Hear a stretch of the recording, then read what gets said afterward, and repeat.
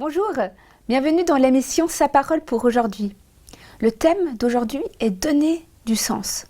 En Job 15.2, il est écrit « Un sage a-t-il le droit de se nourrir de vent? Faut-il des réponses aussi peu consistantes ?» Au détour d'un dialogue dans un film, le personnage principal s'interroge et panique. Il est confronté à la mort d'un proche et se heurte à la question du sens de la vie. Il s'en échappe par une fuite tout en ne sachant pas vers où s'enfuir. C'est là un thème récurrent auquel il est bon d'apporter une réponse claire plutôt que d'entretenir un doute mortifère. L'homme, ne venant pas de nulle part, il ne va pas nulle part.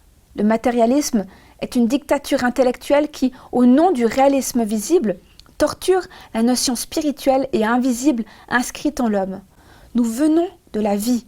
Nous sommes appelés à la vie en étant porteurs et semeurs de vie. Si tel n'était pas le cas, il faudrait désespérer de tout et se résoudre à la mort qui enlève le sens de toute chose. L'humanité n'est pas une masse de matière gesticulant dans un vide impersonnel.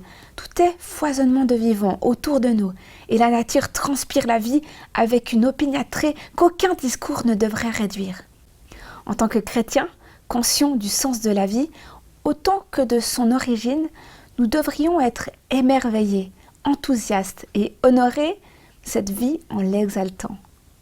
Ce serait donner crédit au Dieu créateur et alimenter une espérance nouvelle, construite sur des certitudes éternelles, nettement plus vérifiables que les théories désabusées de certains penseurs contemporains adeptes de la déconstruction.